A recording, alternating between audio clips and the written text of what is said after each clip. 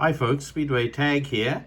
I want to show you a lovely little 2 to 6 player game called Yumcha, published by Quokka Games. If you don't know what a quokka is, if you're not from Australia, Google Quokka Australia and you'll find out, Quokka Rottnest Island, and you'll find out how cute quokkas are. Anyway, the publisher is Quokka Games, and let me make sure I got that right. Yes, it's Quokka Games, and this is a game designed in Australia, which is pretty cool.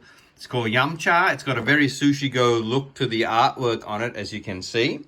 But the game plays quite differently to Sushi Go, and it's a very well designed game on kind of like on an old sort of old style card game that you're used to when you're growing up as kids, but with a nice new modern take on it. It plays very well. It's very well designed. And I'm just going to show you what it looks like and just explain quickly how it plays today. Because if you can get yourself a copy of this is a really fun family game. Just showing you what the artwork looks like. It's Yumcha, so it's all those beautiful things you get at Yumcha in those restaurants, like stuffed crab claw and pineapple bun and tea-chew dumpling and soy puddings and lotus leaf wraps and beef tripe. Well, I'm not a fan of tripe. Barbecue pork buns, and there's just a ton of this stuff. Tea as well down here. What I'm showing you here are the actual different suits in the game. You can see up here in the top left-hand corner of each card, it has its suit. And that's, I guess it's to do with the courses in Yumcha. Small, mids, bigs, desserts, specials, supers, and top. Then you've got the teas down here. And you've got also takeaway cards as well, which I'll explain how they work. But in the middle, this game is already going. If you can imagine, there's just the deck of 100 cards. Fantastic deck, so many different illustrations. Linen finished cards, fabulous quality. And so you have a deck in the middle. It'll be by itself there when you start, but once you start playing the game, an open market of cards will also appear here. It's kind of like an open discard pile that you can draw from as well. And then you've got a hand, which I've got here, of 10 cards. You start with 10 cards. On your turn, you will either draw a card blind from the top of the deck, or you'll take a card from the open market there, add it to your hand, and discard one into the open market.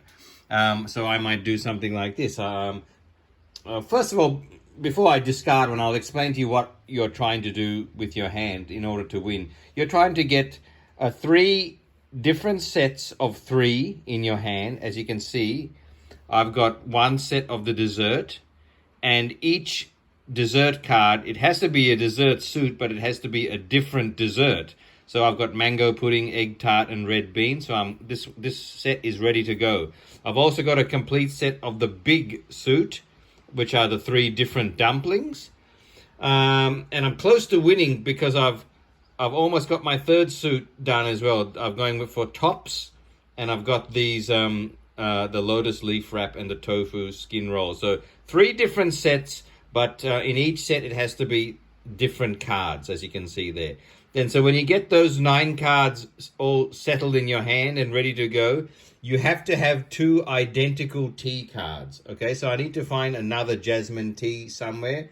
Or I can, as usual with these drafting games, I might have to, abort my current strategy. And if jasmine teas seem to be, hard to find, I might need to change mid-game, which you also do with these 3 sets as well. You're constantly changing your strategy and what you're collecting based on what you see other people taking.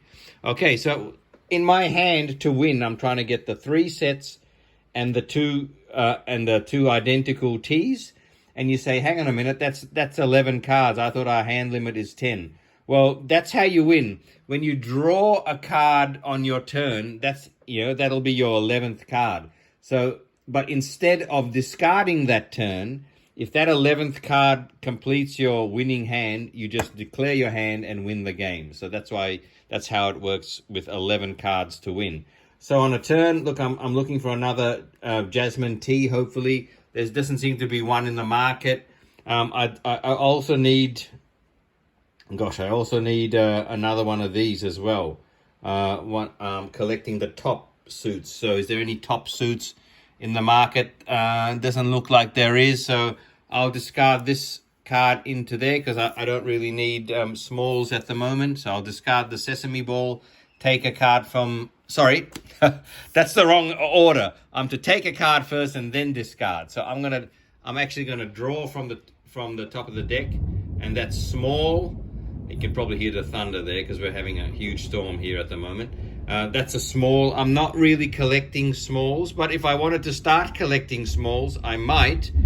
Yeah, there might be a lot of smalls sitting in the market here at the moment. I might think, wow, that might. If I can see two other ones there, I don't think there are.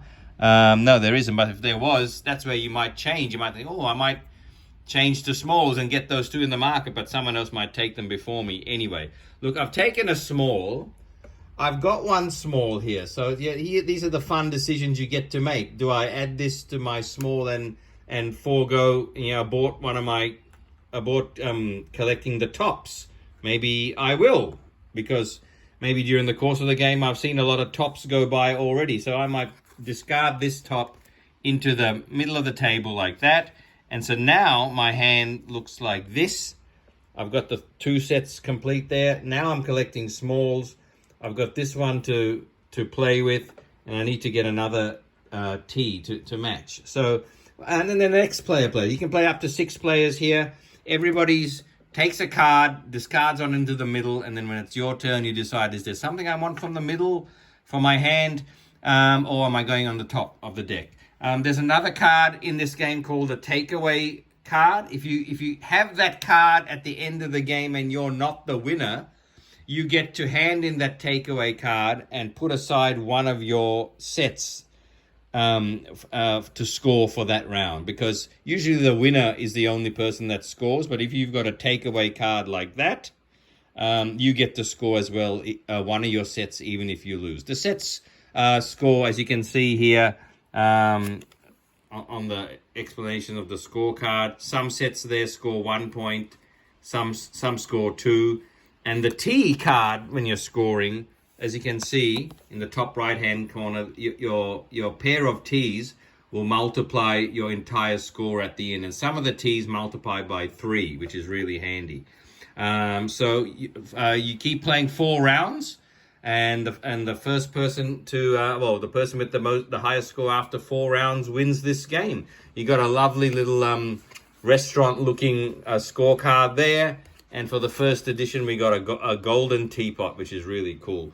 I really like the information on the cards. The Chinese version of them, the anglicized version of the Chinese words. And then, of course, the English version down the bottom, so you can start impressing people as you start learning those.